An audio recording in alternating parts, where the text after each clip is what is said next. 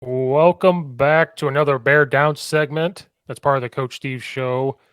Uh, Zach is here. He's back. I did a little preview draft by myself because I had thoughts, but Zach's a busy guy with his USFL stuff going on and all that good stuff. But Zach, glad you're back. Yeah, good to be here. I did plenty of catching up on my own. Like I said, football, plenty. Whether it's college drafts the way we have it with the NFL or spring football. It's a busy time of year. There is no off season for football anymore. But I did catch up with the draft, and I'm glad that we're going to get to be able to finally chat a little bit, kind of more future building, more preparation for 2023, and kind of see what you and I think might be ahead in terms of how we feel now with new future talents on this roster. Um, yeah, we could talk about specific players, but I think overall, the vibe from a lot of Bears outlets or people like that they were fine with the draft. I don't know about you. You may not have. I didn't get to like fully watch the draft. I had baseball games and stuff, but the overall vibe was I was just waiting for them to screw it up. You're just kind of like they're going Mm. to screw it up. It's the Bears, no matter who it is. They're going to screw it up, no matter who the GM is. We've been burned too many times.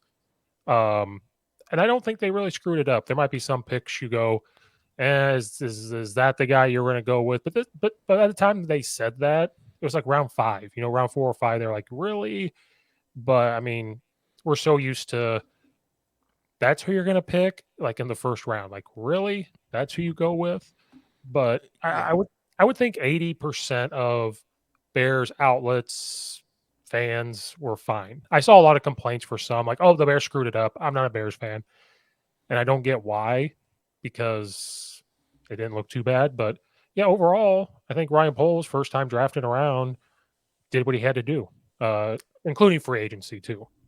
Right. Well, I mean, free agency. I think you're gonna say right now it looks a lot more of the glitz and glamour because I thought the draft for the Bears. I think it did. I think it suited a lot of needs, which to me, that's not always the flashy draft. Some of the ones I'll admit that Chicago picked up. I would think for the most part, your flashiest name is probably Tanner Wright, but beyond that, I mean, a lot of utility guys. I think that you can see some that are plug and play, some that I think will be great rotational roster pieces, and a few hidden gems that I feel are in there that might shine. But the main thing Ryan Poles did is what he said he was going to do in this draft, which was fill a lot of the missing pieces and needs that the Bears were looking for as an entire roster after they stripped it down last year and kind of said, screw it, we're going to go in and worry about draft capital and finding the best of the best and then build on that base. And they kind of did what they needed to with the draft capital they built up. Like I said, with Tanner Wright, and I think that's the main one we can kind of kick things off with. There are a few options they could have gone with there. One of them that I liked was taken earlier on, which was Paris Johnson. And then you had Jalen Carter, and then Philadelphia wanted him pretty bad. Uh-huh. Um, and sure enough, they did trade. Now, I think the bigger question with that is, did they get enough compensation for moving one back? Because really, it was in the Bears' court to get whatever they wanted at the ninth pick from Philadelphia, and really all they did was move one spot down and get a fourth rounder for next season. Uh-huh. So some value there. And sure, I think some analysts will tell you that once you get outside the top five, value does start to kind of crater in the Uh-huh. first round as more and more. I didn't think it was just a fourth you can get though. I thought you could at least get like two picks out of that because it Right. felt like Philadelphia was desperate to pick up Carter. Right. Because it felt like Chicago was going to get Carter if Philadelphia doesn't come to the table and give them something. I just didn't think Poles would give Carter away for just a fourth rounder. Right. Um, I think that was the only complaint I saw from Bears fans was you could have just picked that guy at 9, but Right. it's Bears fandom flip flopping again. We want all the picks. Well, then when he gets them, well, we don't want the picks. But I mean, Eh. it is what it is. He there was, I know people maybe wanted to pick up, Will Anderson or whoever, but there was, they look at player profiles, they look at who they are, do they want to take a risk? And, you know, uh, I don't know about you, but I straight up said the Bears better take an offensive tackle. I know, and Yeah. but I would have been fine with a defensive tackle. But like the only reason why I said offensive tackle was because what was the first complaint for most of the weeks this year? Offensive line. So if that's the thing that you think, and you didn't see any free agents picked up really, like that was not something he did. So Ryan Poles is like, okay, we'll pick an offensive tackle, and so I predicted that. I said they need an offensive tackle because I think you could find defensive linemen later on in the draft and or free agency again and just find a 1-year deal type of guy to come in, get you through the season, build up some young guys. Then the next draft or the next free agency, then you build up that. Because I think as Bears fans, free agency was great Mhm. for offense. Now we got a couple of defense, but offense was great. Now we need some depth. So in the draft, what are you going to address? Which I think they did as we go through it, but I think they did. I think he did the best he could with what was out there. And another overall thing I think was, hey, Justin Fields, we're giving you stuff now. You have wide receivers. We drafted certain guys for offensive linemen. You have decent running backs. So now I think pressure even builds more now from the draft saying, hey, we didn't really get playmakers because we already have them. So now we're giving you the pieces to take that next step next year. Yeah. Well, I mean, look, they got Nate Davis picked up in free agency. Braxton Jones was a surprise solid pick at tackle this last year, and they had other quality linemen that I think they just didn't put in the right spots or had injury woes early on. Would say Lucas Patrick, or you have Cody Whitehair, of course. You got Kramer that's going to be able to come back this year, and then they got Tanner Wright, which Wright was to me and others, he was one of the top three guys on the board. There was Skoranek as well, and you had Johnston as well. And Wright, I mean, you're talking about a big SEC right tackle that can handle his own and handled it against some of the best in the country. That past year. I mean, we talked about the Alabama game. I think that was something that got brought up like first thing when Wright got picked up was that, oh yeah, by the way, he didn't allow a single sack against Will Anderson during their matchup against Alabama, which credit, some people can go, well, Will Anderson had an off year. It wasn't his best season. But on the flip side, it's Will Anderson, and Will Anderson went number 3 overall to the Houston Texans and was at one point in the draft process considered a number 1 overall pick, to where that I think some people thought it was kind of crazy, but there were people evaluating that at that time. And I think that has some stock. SEC quality talent you're playing against, and the fact that Tennessee was able to be honestly give one of the best performances on the offensive side of the ball and protecting Hendon Hooker, that cannot be understated. And I think that's the prototypical tackle you want as a Bears fan. And yeah, you could have gone for Jalen Carter. I think Carter, obviously combine, pro day, that sort of thing is surrounded by off-field issues that we can I'm not going to jump into because it's been said enough, but also a prototypical, dominating force in the inside for defensive tackle, which they could have used. But I think if you are talking about what the Bears lacked last year defensively, they did most of their own. They were very gritty. They had a lot of good positions, and they did a lot of things that secured even other spots that were challenges in the offseason and free agency so far, with with both the TJ and Trayvon Edwards being put in. So, you have 2 layers of that setup, and later in the draft, they obviously picked up another piece that will be helping lay the foundation for that front 4 on the defense, which will be Garvin Dexter. So, another quality SEC talent in that line. Not going to be like a Jalen Carter. He's not a world beater like Carter has been, but still has been producing and still was a second round talent. So you get that value. I think that the tackle spot is more important here because, I mean, look, if I'm Eberflus, if I'm Getsy, I'm trying to limit hits. I obviously can tell my quarterback's been getting beat up and needs to stop getting hit and taken to the ground and needs to not lose time on the sidelines this year. and also needs to be able to develop more as a passer, as been stated all across. I think even if you are mega pro fields, mega against fields, or whatever you want, at some point you're saying, well, we need to build that line to let him try and get better at passing and not just trying to scramble and hurt himself. So this was the best choice. I think that was it. I wanted Paris Johnson, honestly.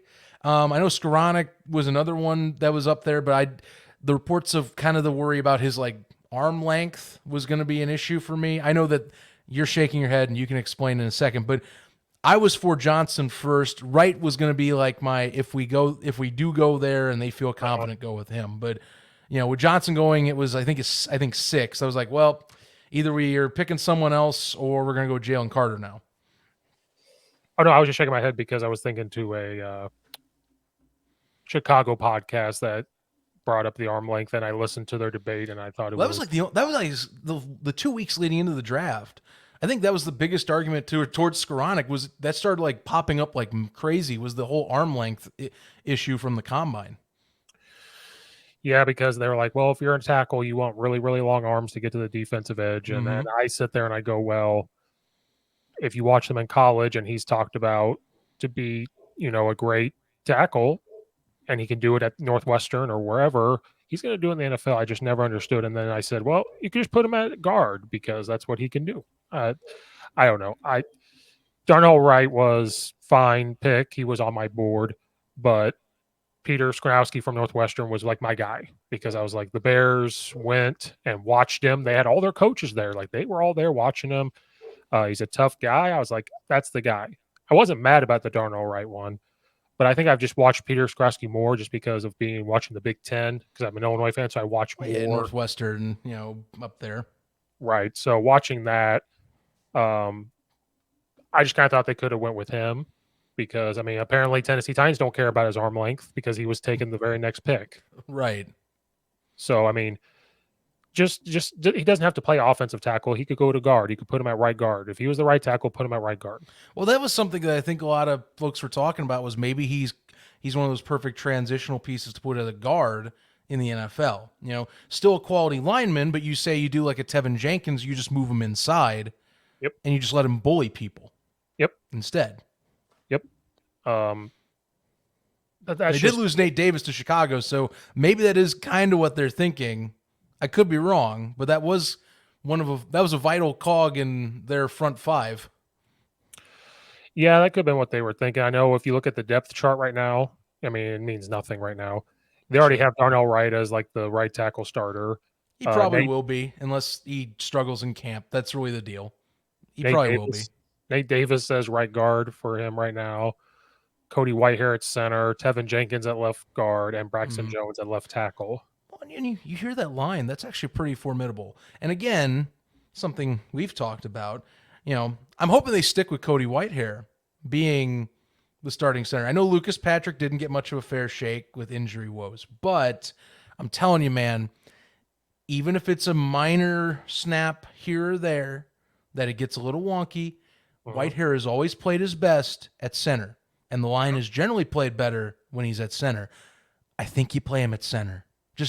You might as well. The truth's in the tape. Anytime that man has played under center, the only issue they have with him is that he every once in a while has a snap that goes a little wide. It's still catchable, but it does cause a wonky play. But I'm telling you, that still can be taught out, or you can sacrifice that for a better offensive line. I think that's worth the cost, in my opinion. Yes, and then you have Doug Kramer right behind him. I think Doug Kramer will – I know he was injured. I watched him in Illinois for 5 years, however long he was there. He's a suburb guy from a suburb 15 minutes away from here. I think he'll slowly take reps, and I think if something happens to Cody Whitehair, he'll probably get that next step just because Lucas Patrick last year was just, it is what it is. But, there was a lot of type of moments last season like that. But Braxton Jones taking that next step forward to be a decent left tackle. I love Tevin Jenkins because of how tough he is. People can say what they want, and I'm like, I want a guy that like late hits somebody for around a pile. I want someone like that, just because like he's gonna fight in there. I love it. Cody Hmm. Whitehair, not too bad. Nate Davis, not too bad. Then Darnell Wright at right tackle. Because I don't want to think that Darnell Wright's not good. Like you watch the film, everything else, great. Hmm. Um, just another thing with Peter Skrnowski was just the type of offense they ran, which was very run heavy with Correct. Northwestern and stuff. I like that. Darnell Wright at Tennessee, they are a up tempo, snap the ball in 10 to 12 seconds. They're not all pass, but they have to move quick, and it's a different type of offense. So he could probably adapt. He's a big guy. I just thought a transition from a lineman that played a similar-ish probably style could fit better. But I'm not mad at the pick. Not mad at it at all. It No, was I'm fine with it. The more I read into Darnell Wright, the more I went, you know what, this is good. And again, I wanted an offensive lineman, so I really thought they were going with Carter once Johnson went off the board. And I think the Cardinals got a great pick with Paris Johnson, but Wright to me is a solid, I would say a solid secondary choice if you wanted. I just wish it was a little more compensation. Again, for Philadelphia moving up one, even at 9, I think you still could have gotten like maybe like a third, maybe like a fourth round or third round this year and like a fourth or third next year instead of yeah. just one fourth rounder. That's it. But you know what? They got their guy. It's fine. They didn't lose. They got a pick out of the deal, so I guess you still can't be mad. Like I can say they could have gotten more, but like they still technically got more value plus a guy they wanted on their board, obviously. So that's a good one too. So offensive tackle locked down. Defensive tackle, we mentioned a little bit. Gervin Dexter from Uh-huh. Florida. Definitely also someone I think that is right away a plug and play Uh-huh. for Chicago this year. Well, I mean, and also considering how that unit needs reinforcements the most, even after the draft. Like, of all the things on defense, they couldn't really lock it down free agency. They did get Dexter, obviously, Uh-huh. for this, and they picked up another SEC defensive tackle and Zach Pickens, we'll talk about in a bit. So they got some reinforcements, but even then, depth is still needed. Oh, and also mention Travis Bell from Kennesaw State too, but a lot of question marks is mostly from that front four. That's going to be it. So, Dexter's an instant plug and play alongside Justin Jones. Yes. Um, Again, the depth chart means nothing. Right now, he's a second string behind Justin Jones at that defensive tackle spot, but it, this means nothing. But he'll Mm-hmm. be immediate. He'll either start right away or defensive line. Sometimes it doesn't matter who starts because they rotate so much that it really doesn't matter necessarily who starts there. And again, he goes through camp. But like I said, you could have picked a defensive lineman in the first round, but you were going to find another one later on. Like you said, is he the same as all the other first rounders, like a Jalen Carter in them? No. But guess what? SEC player, big player, and he's Yep. fast. He's 310 pounds, and he said he ran a 4.840. So, I mean, it's the Big boy fifth. got wheels, man. That's Big boy's got wheels. Yeah, it says fifth fastest time among defensive linemen in attendance. Um, so to play in an SEC type of school, I believe they were a 4 down defense as well. So it's something that he can adapt to. So I was fine with Mm-hmm. that too, because like I said, you make a sacrifice. If you take a defensive lineman in the first round, you have to be settled with some type of later on esque type of offensive tackle. So it was just who was going to be more important. And since defensive line rotates so much, I think the offensive tackle was perfect. I think he'll be fine as a plug and play for a similar defense that they played in. Um, and Zach Pickens, too, from South Carolina, the exact same thing. Yes. Um, he's 305 pounds. He ran a Yeah, 4.89, I was gonna say fifth and sixth fastest. So back to back speedster types. which You know. which shows that they wanted to find guys to develop it because they did not get pressure on the quarterback. So they are looking at this saying, hey, if they're big and can hold gaps, but they're also fast, we need to find a way to get pressure on this quarterback that we just could not do it last year when our safety is the leading sack leader, or like that's an issue. So I think with those Yes. guys, that's what they addressed. It sounds like as well. Reading kind of the evaluations of Pickens and Dexter. Um, Pickens definitely comes off as more of a run stopper right out of the gate, Right. based on draft eval. Um, as for Dexter, he's kind of an all over like utility belt type of guy. It sounds like can get the pass rush done, still a good run stopper, and I think a person who looks like you can kind of move around depending on where the need sees fit. Yep. Because I mean, I'll mention like ESPN's right up on him. They're talking about he's played in the 5 technique or the 3 technique Hmm. in years with Florida. You know, kind of wherever Eberflus needs to be having him. I think they're going to be testing that out during mini camps, training camps, OTAs, the like. So I'm gonna be fascinated to see where his spot is or what they do with him a lot if he's that multifaceted. I think you see Pickens put in the middle as just like you're a big boy, go clog up a damn hole. Hmm. If you get back there, freaking amazing. But like, go Right. clog up a hole. You're the run stopper. Okay, we need Yep. you in there to stop that because that was another problem that stemmed from a weak front 7 last year. That was a big weakness for them. Run defense was atrocious. They picked up 2 guys that either are they specialize in it or they are still good at doing it. In this case, at least of the earlier 2. Let's see. I mean, Travis Bell, 7th rounders. That's the thing that worries me when you draft 7th round. They need depth, but like it's a little harder to say if you're going to see a 7th rounder end up on the roster. So like that's where I'm a little bit on. But the thing is still, 6 foot 310 pound guy. I mean, again, you need position fillers. So Hmm. you can't totally knock out Travis Bell because it's the weakest position on that defense. They need those people and resources right now to evaluate. Right. Yeah. I mean, if you pick him at 7th round, you're expecting him to be a third string just in case. You know, I don't think he'd be a practice squad guy because you drafted him, but Mm-hmm. I could be wrong.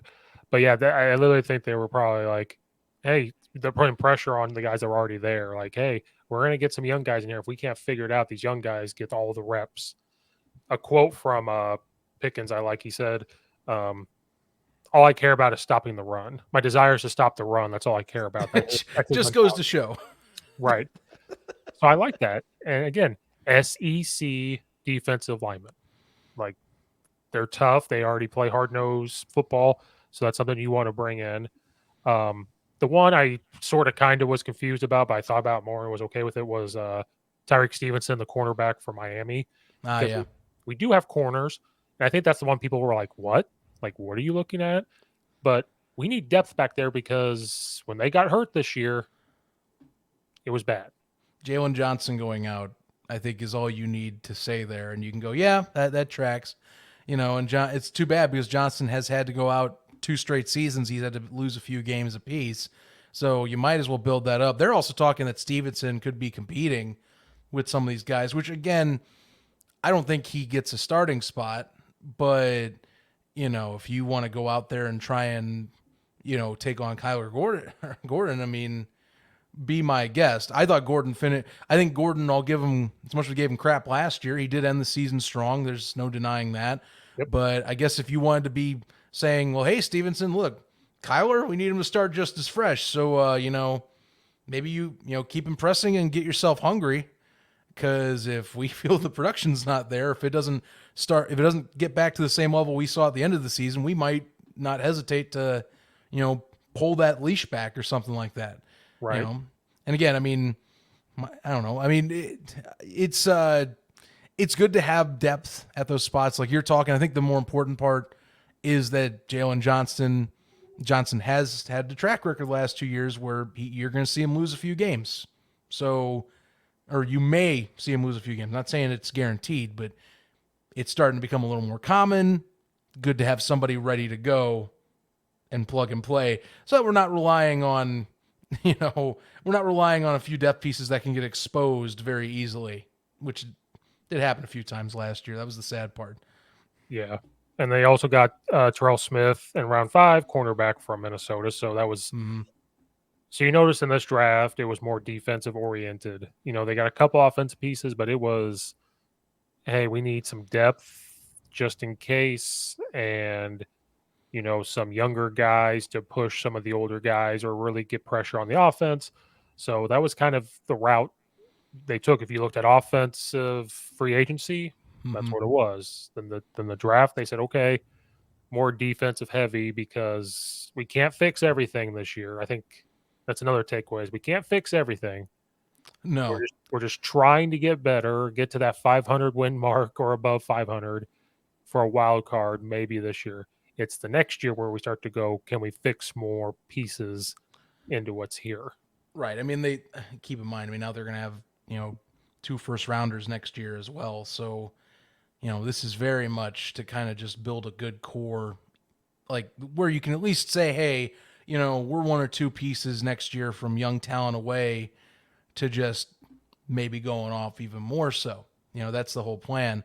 I say if we're talking defensive pickups, the only one I thought that was interesting that I think at least some folks, some pundits put like a surprise pick. To me, I guess it kind of is because of how the free agency went, but I don't fully disagree with it. Was they picked up Noah Sewell, Penny Sewell's younger brother, Oregon linebacker. So Mhm. hey, NFC North is the Sewell brothers stomping grounds, but I think some folks are like, well, they invested so much in the linebacking position. Do they really have to draft a linebacker? It's like, well, it's a fifth round pick. The guy is a veteran linebacker. He obviously, when you watch Oregon games, it was one of the best in the country for multiple years out there in the Pac-12. And really, if we're talking Chicago, I mean, I think anything's on the table as long as your name is not uh, as long as your name's not Jack Sanborn, T.J. Edwards, or Trayvon Edwards. I think everything else is on the table Well, for this season. So I'm not against bringing in a guy that was a dynamic playmaker and a consistent workhorse for the Oregon Ducks defense. right. Well, So I have no problem with the pick because it's also later. So it was a fifth rounder. The value is reasonable enough to go there. And again, you might as well. Good to have rotational pieces in some depth because you never know what can happen. right. And I'm okay with this pick because if we got to remember, we're playing a 4-3 defense, and a 4-3 defense, it's not quite the Lovie Smith one, but this guy, if people look at the numbers, 65% of his snaps he was a middle linebacker, but he Mm-hmm. had 500 career snaps as an outside linebacker, and he had over 100 snaps as a slot cornerback. And he can also rush the passer. 18% pressure rating over 2 seasons, 11th out of 1,100 FBS players. So he can blitz. He can go out and guard a receiver. You could put him in the middle. So I think this is, like you said, fifth round. He's athletic. Yeah, maybe he's not your traditional big time linebacker, but guess what? If he's the outside linebacker and you have a slot receiver and you want to take less pressure off of your corners and your safeties, and he can Mm-hmm. go out there and guard somebody in a zone or a man to man just for a short route, perfect. And you rotate him in here and there. Or if he can blitz and you want to get pressure, line him up as an outside defensive end and be a stand up guy and go. Like, I think that's Yeah. something else you could do. And that's why. So I'm okay with that pick. I don't know why people hated it, but I think they just hear linebackers. So they're like, well, wait, no, he can go Well, everywhere. well, look at the linebacking core. I mean, this is who's currently on the roster right now. I mean, the front starting three, the projected starting three that probably will be the starting three, are T.J. Edwards, Tremaine Edwards. I keep saying Trayvon, so pardon me. Yeah. It's been a few weeks, so We're pulling. bear with me. We got to be Tremaine political Edwards, correct. Jack Sanborn, all three of those guys. You brought in two of them to start out of the Yes. gate.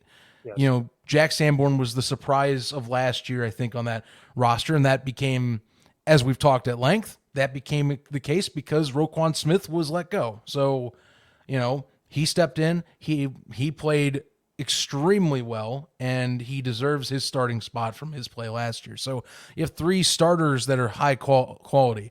After that, tell me who else sounds great to get lined up, because I dare you to tell me that Dylan Cole, Kendall Williamson, who are projected second rounders. It's ESPN's depth chart, but again, that can Right. change. I dare you to tell me those two are going to be ones that are like, oh, I can definitely plug and play them. I think DeMarcus Gates is, but again, Gates has been kind of relegated as a third stringer / practice squad player for the Bears. I just am also a USFL guy, so I'll always rep the USFL guys, but I digress. I think Gates could be a second level guy out of this, but whatever. You also have Terrell Lewis and Keyoung Dang.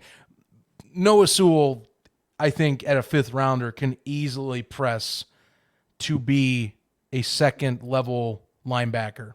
to Mhm. where he'll be a backup. So that is not a bad choice. Again, to me, I mean, again, I'll favorite the USFL guy in Gates because I love him. But you ain't telling me that there's depth here where I'm like, oh yeah, it's good Right. depth. No, I'm cool with Right. it. So that's the justification, you know.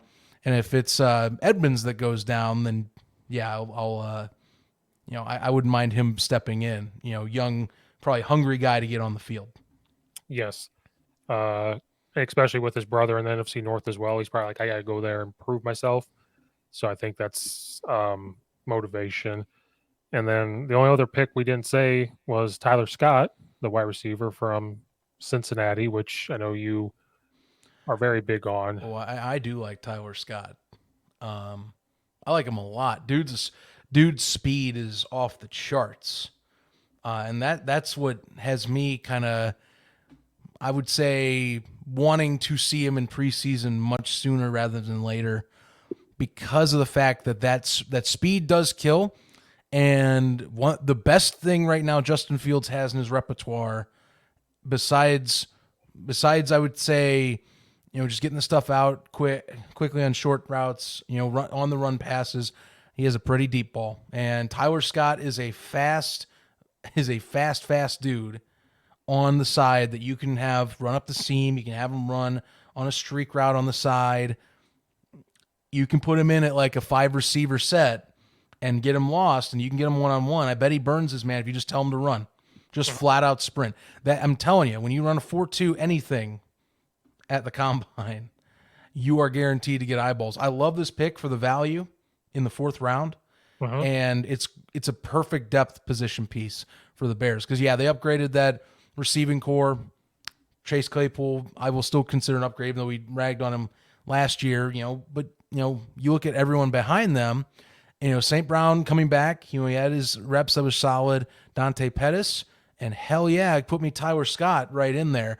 I think if anything, it does make me wonder what happens with Velus Jones, because Scott is a guy that I think you can see as at the slot, and also because of his speed, you can see him replacing him if he plays better as a gadget player Yep.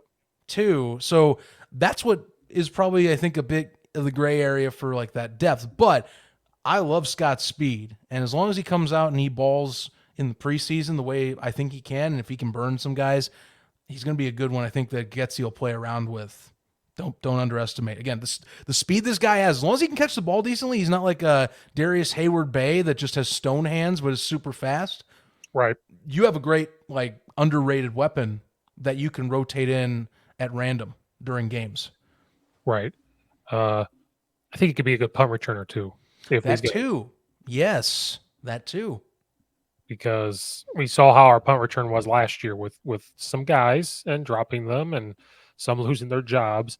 So I think that this could be your Devin Hester esque type of player, maybe where hey, you're a punt returner, kick returner, whoever, and then we'll also rotate you in a slot or a motion guy or something, and you'll be a speed, even if it's a decoy here and there of how fast. If he's that fast and he is on the field, that's a decoy right there to use to get guys open.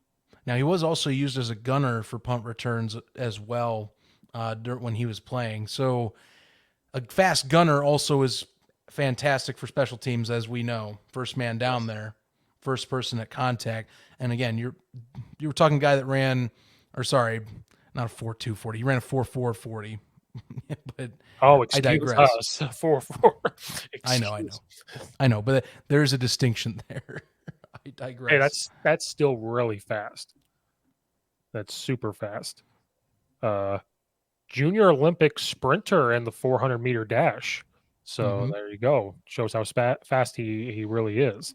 I'm telling you, they're gonna use that speed as much as he is more raw, and that's something I had even read before the ESPN put their write up on there. As much as he is rawer, you know, speed is a vital asset to so many aspects of this game. As long as you can use that and then fine tune as you go, sky is the limit. I love this pick. I think it's a great 4th round pick. I think it just reinforces the gains on the offensive side of the ball, and it gives another weapon for either Luke Getsy and Fields, or even like you said, special teams. You train him as a punt returner. You can be shifty like that, super speed on the outsides. Watch out. I love this. This one is like my best value pick in the Bears draft in terms of like get later on, but someone that you can, I think, definitely see making an impact right out of the way. Yep. And then they got the safety from Stanford, and they even said he could end up being a practice squad player, but it's a guy that they could develop and add some depth to the safety corner position as well. So they're planning moves for this season, but they're also looking ahead, which we're not used to as Bears fans. We're used to them screwing up a draft. I feel confident with Ryan Poles. Like I told you, I pumped my brakes with Justin Fields. I pumped my brakes with Ryan Poles just because we've been Mm-hmm. burned way too many times. And the way the season went, the way the free agency went in this draft, I'm okay now. Like with Ryan Poles, I'm perfectly okay with how he's doing things, how confident he is. You know, yeah, we probably could have got another draft pick from the Eagles, but he knows something that we don't, and he was perfectly fine with it. So Yeah. I'm from the draft picks perspective as a Bears fan, I feel pretty good. The free agent moves, this I feel pretty good. I mean, I'm chill. You know, I'm giving him time. I get it. Like I said, they stripped down the roster. You know, there's still some stuff. I'm not gonna let up on the Chase Claypool trade just yet because again, that value I think will come to fruition this year in terms of how badly that value was missed. So we'll find out shortly. But you know, beyond that, you know, and some of the debates on Roquan Smith we've had, which we've had our beef on, it's a new era. I have, like I said, it's a utility draft that they had. It's nothing flashy, but a lot of these guys are contributors, and they're like obvious, like yeah, this fits the bill we're thinking about with like the plan that keeps getting talked about, or you know, in terms of the defense, what you know Matt Eberflus wants out of his defensive fronts. You know, so it's going the right direction. One pick we did miss, actually. I just was thinking this is Roshan Johnson from Texas, running Oh back, yes, yes, yes. who was behind Bijan Robinson. If anything, just adds more depth to the RB room. Yep. He was kind of like the second fiddle in Texas last year. Uh, if anything, I think at the very least you're going to see him challenge Tevin Homer Hmm. or Travis Homer. I'm sorry, Tevin Homer. I'm thinking arena football. You're at least see him challenge Travis Homer during this offseason. But right now he's probably squarely behind Herbert and Deontay Foreman or so. You know, but again, if anything, there were a few nods from Bears scouts saying that they think he's trending up and he might be a guy that's around for a bit. So we'll find out soon. I don't know what that even anymore. I don't know what that even means because Bears running backs rotate out like every few years. You get a really solid one, and then they get a second solid one, and they don't know what to do with it. And then the first solid one goes away, like David Montgomery. Jordan Howard was more like a fall from grace, but I'll still count it because he was a good running back for his time in Chicago. They just didn't know what to do with him when Yes. Nagy came into town. Yep. So That running back room's not bad. You got Foreman, Herbert, and now Johnson. Like that's a pretty decent running back room. no, that's good. I think the only question I have, and credit, like Darnell Wright coming in, you know, if the front line can block, that usually gives a little less pressure to running backs. But still, we all know Khalil Herbert's not a great pass blocker. I don't know as much about Deontay Foreman, something I probably need to check in on. But like, we all know that Foreman and Herbert are probably going to split most of the carries slash possessions anyway.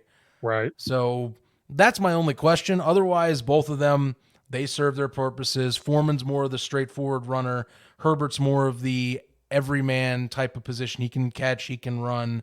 You know, maybe Johnson gets a few touches or Homer, depending on what's needed, because you can't always put Foreman in. Maybe you rotate out for Herbert one pass play or some different plays in for Johnson, depending on how good he is, or Homer, whoever wins out there. So, yeah. I mean, offensively, it's definitely gotten all the upgrades needed to where I'm expecting a lot more this year. Hmm. Um, I there's no holding like even some of the stuff that people were getting on that was over extreme. I get it last year, but I mean they've done a lot to where I shouldn't be seeing a 3-14 roster again uh, this season Yeah. at all. Uh, Right. way less excuses this year. And again, it's because there's a lot of pieces you're like, yeah, I don't see how this would, like last year they tore it down. This year I'm like, no, this should at least win not in 8 to 10 games. I would peg it in pretty easily for 8 to 10 for me. Yeah, I like where it's going. yeah, Just stay healthy and you know, hopefully and see Justin Fields keep growing. Those are two things. I need those two things to be playing in the right direction. yeah. Johnson could also be a returner as well for kickoff or That's punt, true like too. for running Hmm. back. He could go out there and do that to get him some touches and kind of show what he can do. But yeah, the offensive line doesn't sound too bad because some of those players got better as the year went on last year. Yes, it did. Um, Wide receiver starters sound pretty good. Cole Kmet finally came on halfway through, finally started to catch and Yep. everything else. It's just going to be how healthy can Darnell Mooney be in this season. Um, can Chase Claypool get the ball more, which I think he should. DJ Moore is going to do his thing. Then it's Justin Fields. It was reported that they said he looks better throwing the ball and pocket presence and all that stuff, which sounds good, but you take that with a grain of salt because it is, springtime and Yeah, you can control a little more scenarios as well. But I mean, from what we've seen with his work ethic, and he generally says the right things. He's a gritty team player. I have no doubt that he's been working on some things and knows that even if you are talking like just for the team growth, I think knowing that it's year 3 and going, okay, this is the year they're building up to have me kind of fully take control. I think he knows the importance of this season, not just for his growth, but really for his career. I mean, I think that's a lot of Bears fans. We've talked about it on this show. I give QBs 3 years. After that, I start really doubting if you're going to be going up. It's once in a full moon you see a Rich Gannon type of career arc where late career you see a guy blossom or something like that. right, So and some of it comes down to coaching screwing things up, but in this case, I mean, Fields has the athletic talent. Now it's the arm talent. Let's see that. Let's see that continue to go in the right direction like it did at times last year. That's the deal. right, And there's all the pieces here for it now. right. And DJ Moore's going to hopefully open that up. Mooney coming back will be opening that up. Chase Claypool hopefully takes another step. Hopefully that he doesn't have as much pressure on him and he gets we'll give him the benefit of the doubt with the playbook reading. Uh-huh. No excuses this year Uh-huh. for the playbook. So all that's on the table. Yeah, and then you're gonna have an upgrade offensive line. So for Fields, it's That arm too. strength and pocket presence. Are you gonna take off and put pressure on the O line, or are you gonna? I know the O line has to hold up their end of the deal. Don't get me wrong, but are you? We'll just see. I know there's gonna be Braxton Jones second year, Darnell Wright first year. Is he gonna be patient with some of that? Is the pocket presence gonna be there? All that stuff. That's the big next steps. Is we already know your run, you're athletic. You know, does he have a grasp on the offense? Is he going to make Mm-hmm. checks at the line? Is he going to be able to do all that stuff? Um, so we all know that. And then looking at the defensive roster, it is upgraded from last year. And then the big thing for them is the depth because when they got hurt, we were like, oh shoot. So the depth has gotten a little better. Don't expect to have world beaters, on defense like we're used to seeing still, I think, but Yeah, it's going to be I better. don't. Yeah, I mean, I don't expect at least front four. I don't think the Yes. front four is going to be. It should be better than last year, to where you aren't having. I don't think Justin Jones leads in sacks again for the Bears. Is what I'm going to put it Yes. bluntly. I'm hoping that Travis Gibson leads in sacks for the Bears because he gets more assistance from better blitzes from some of the new pieces or guys that are in the system more. I'm hoping it's not Jaquan Brisker that they're just throwing out there as the de facto go blitz the quarterback guy, because that clearly is a little, it gets a little readable after a while. Offenses pick up on that when that's the only person bringing legitimate pressure from the second level. That's what I'm hoping is you get maybe not Jones, maybe like I said, you get, you know, DeMarcus Walker, who had an impeccable last season with the Titans. He goes and continues his upward trend on a pretty good deal. Again, Gibson, who we've been sitting for 2 years now, it's like he's got the tools. He Mhm. just hasn't fully put the tools into play. He's a good supporter. He hasn't done it as a starter. I want that starter to come out and play the way he has when he was a rotational piece. I'm waiting Right. for that to happen. And that this year it should be a little easier because they have more options to where offensive lines will get confused. Hopefully you can get more one-on-one options is what I'm trying to say too, because you don't have as much people worried. And we shouldn't see Jones lead with 3 sacks. No, Dear God, I'm hoping that does not happen again. that will let them just come run up on a normal run play that will allow them to play in zone defenses or whatever they need to do and not say, hey, now you have to go up and get this quarterback. And hopefully that keeps them healthier, where if they're just playing their positions and the defensive line and linebackers can do their job in this 4-3, it allows them to just kind of say, hey, we'll just come up and make normal tackles on a running back, wide receiver. We can come downhill. We don't need to worry about tackling the quarterback or bringing them up. That's hopefully what you're going to see from an upgraded quote unquote. I think the offense is more upgraded than the defense from last year, but it is upgraded. But Yeah, it's I think it's definitely taken a higher up priority at the very least.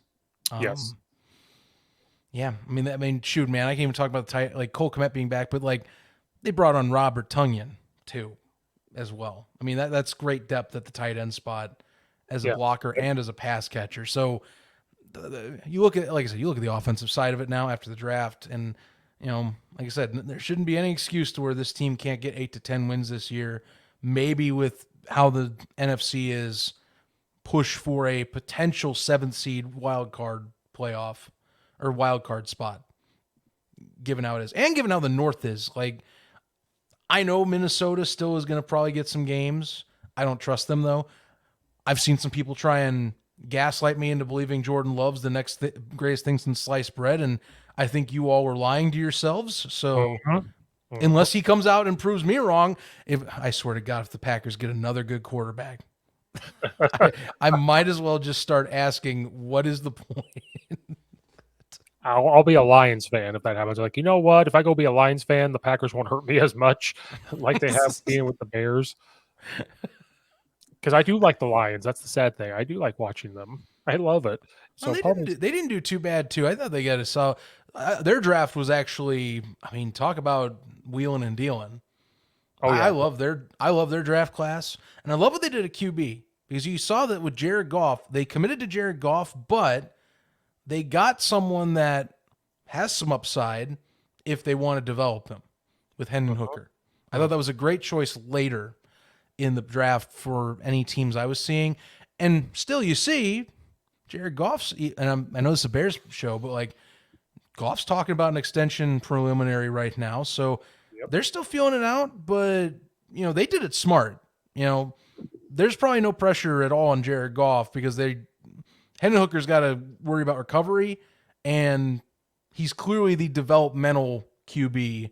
If anything, he is not the starter. So they brought him on as a depth piece for someone that's a maybe future type of guy, yeah, and that was a smart play. yeah. And this is going to keep the NFC North interesting this year. It's always been Packers, maybe the Vikings, but it's always been no. I mean, back in the day, Bears too. But I mean, like for the last couple of years, it's been Mm-hmm. Packers and the Vikings right there Yeah. on their tail. This year, if Vikings don't perform well and don't stay healthy, and the Packers crumble a little bit and whatever, it could come down to the Bears and the Lions for Okay, sure.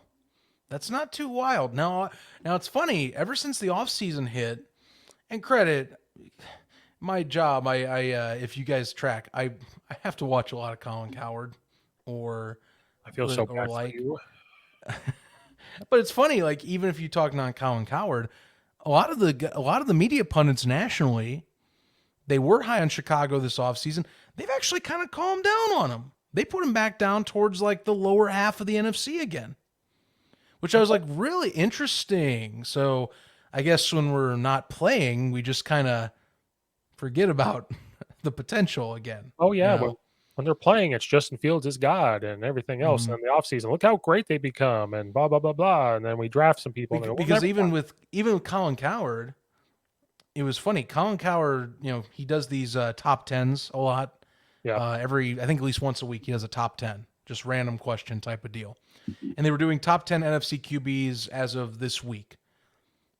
Fields was not in the top 10, which actually surprised me given how much momentum Justin Fields was given nationally last year, that he wasn't a top 10 quarterback.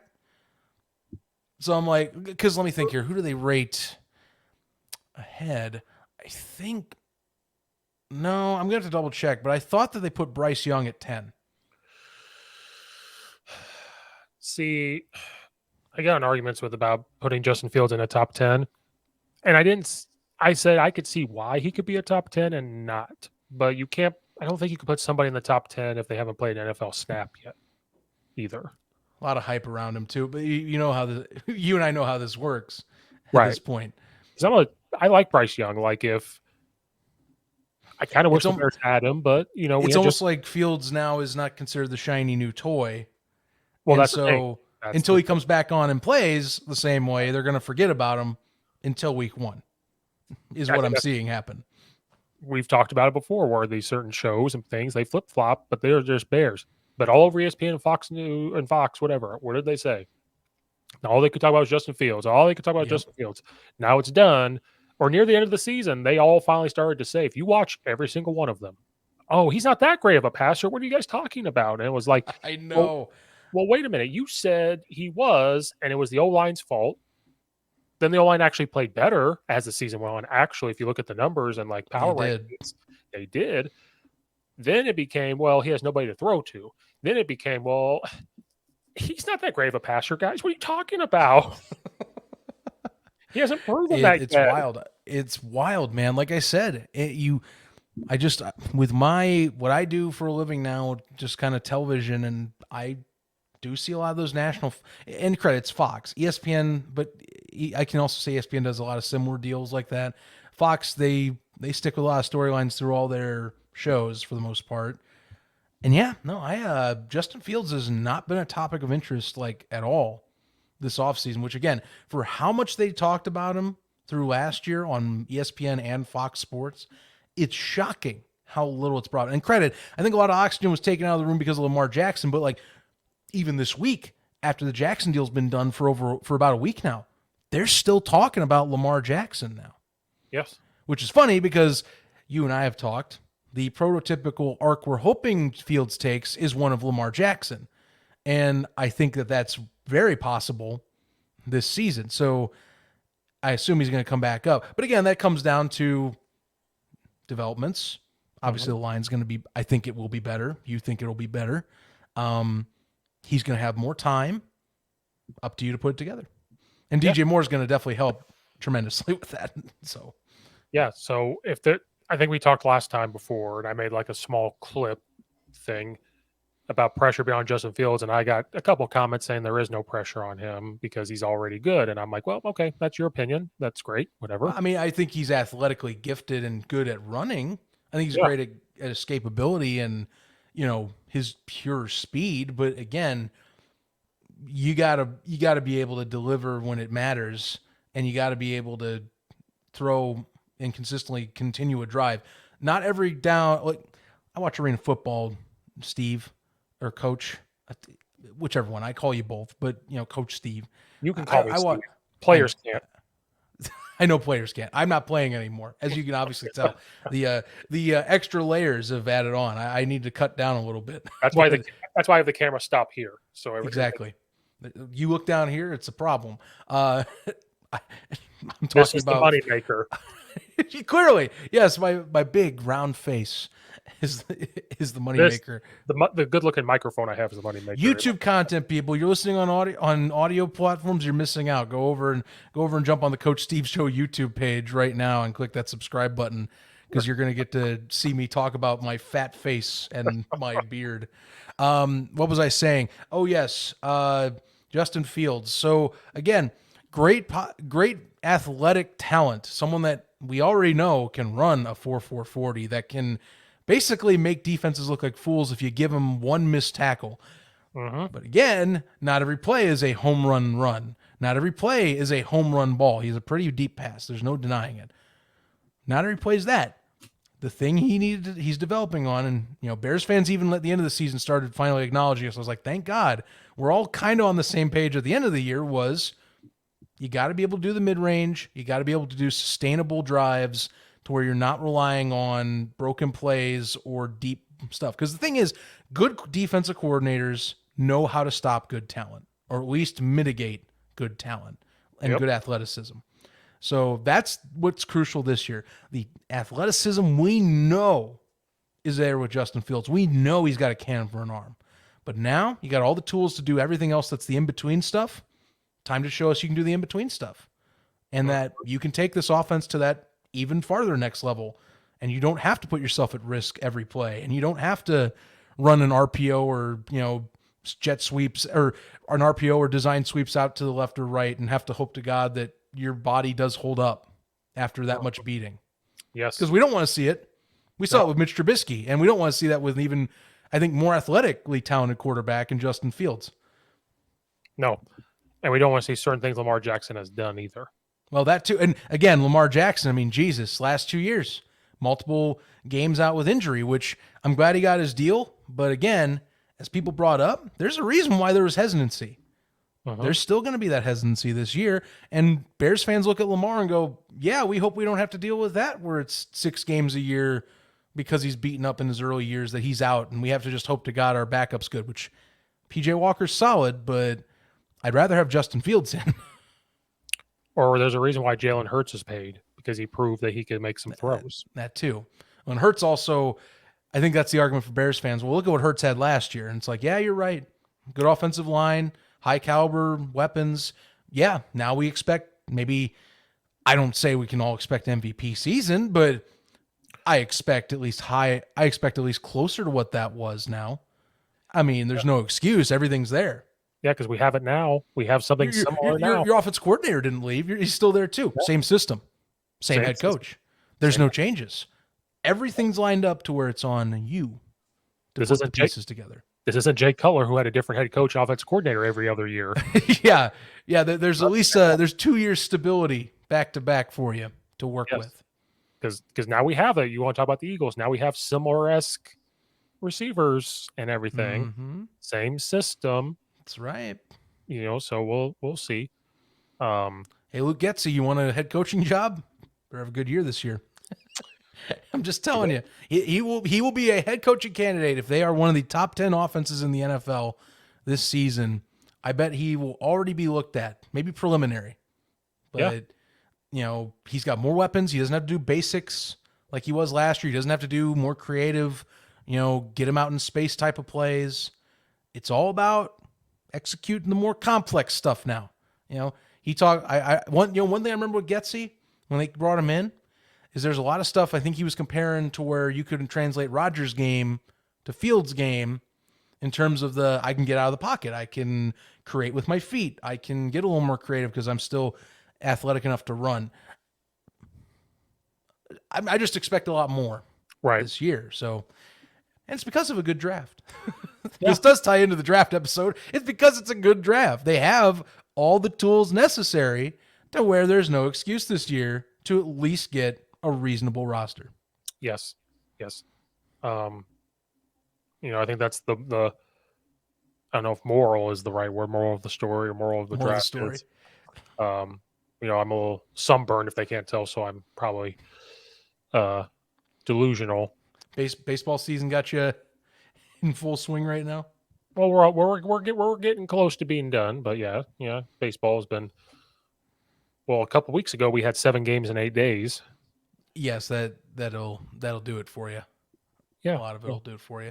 But I think we don't expect a Super Bowl next year. We don't expect this. I think all Bears fans after this draft and this free agency, we can just expect to win more than 3. So we should win more than 3 games as of right now, as we stand in May. We haven't looked at the summer. We haven't looked at preseason. But I think we all can be on the same page as not talking about Justin Fields all the time, not talking about this. If you just look at the team. Right. And if it takes the steps forward, like for every head coach, every quarterback, if the next year you take steps forward, things should happen. That was what kind of got Matt Nagy fired, was you had this amazing year your very first year. So we all expect anywhere from 10 wins to 14 wins. Now, if you go 12-4, then we go 8-8, we go 8-8, we do this, and you're just if you stay stagnant, unless you're Bill Belichick, you will be let go. Like it will just happen. Yeah, So geez. we'll be better. Can you believe I never thought I'd hear this in my life, but I think I've heard more this offseason of, and it's been more whispery, but like still, like every now and then you hear someone, is this a year that Belichick's got to prove himself? You know, like that's weird, but that is a legitimate question that I think people don't want to talk about. And they might have to this year if they don't, if Bill O'Brien doesn't come in and magically wave a wand over the offense. So Oh, I yeah. don't know. I just thought about that. You brought up Belichick. I'm like, yeah, that's kind of a good point. I mean, last year was kind of not a banner year, and those are some awkward coaching decisions he made to pick for offensive coordinators. So yeah, But he's a guy where I go, he knows something I don't know. And I so know, I know. You give him that doubt. You know, when you win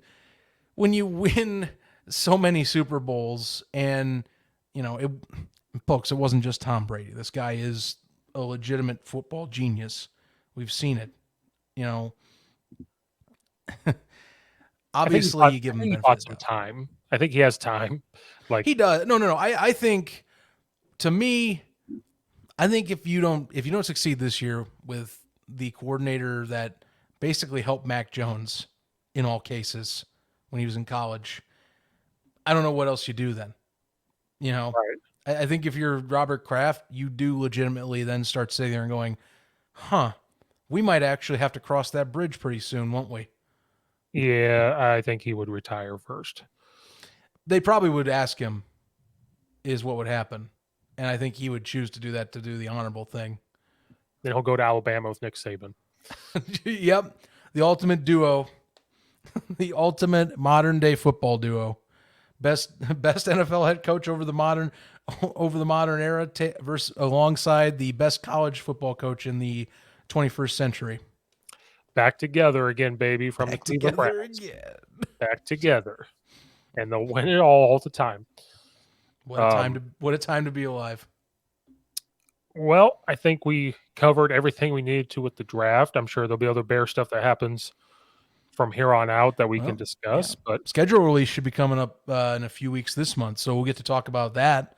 That'll impact how we think they can get to that 8 to 10 wins that yes, we're expecting them to get. So that's good. yes, sir. That would be the next one. So we'll be back on when my baseball schedule winds down. Now my summer's still just as busy, but I have more leeway with that. But Yeah, no joke. I mean, I'll definitely be jumping on with you more, but hey, between you doing legitimate job and me doing two podcasts that I pretend are jobs, we'll jump on. Luckily, it's not mid season. Luckily, my stuff and your stuff to a degree calms down to where we can do it weekly again yes, later this year. So it's yes, good to know. we'll get back to doing that weekly, Mhm. hopefully. But Zach, thanks for coming back. Another Bear Down segment wrapped up. Again, like and subscribe. Check out Zach's podcast, USFL and Inside the Walls. There you go. Um, check all that out because USFL is still in full swing. Talking about all that. Thank you guys again for watching or listening, and we will see you guys next time.